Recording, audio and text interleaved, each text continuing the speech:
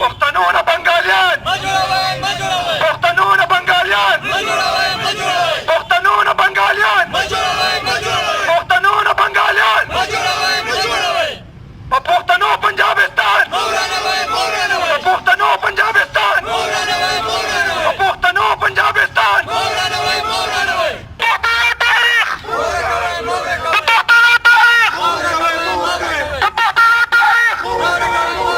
نننۍ مظاهره یا نننۍ حرکت زموږ د دې دپاره دی چې کومه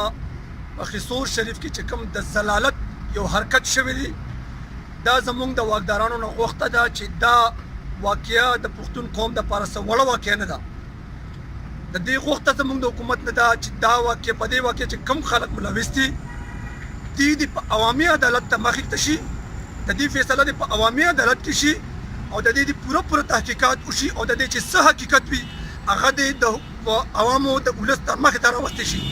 ځکه چې مونږ کتلی دي چې ادارې د خپل عزت بچ کولو دپاره د خپلو غلطو کارونو باندې پرده اچولو دپاره همیشه د خپلو کارکنانو د خپلو اهلکارو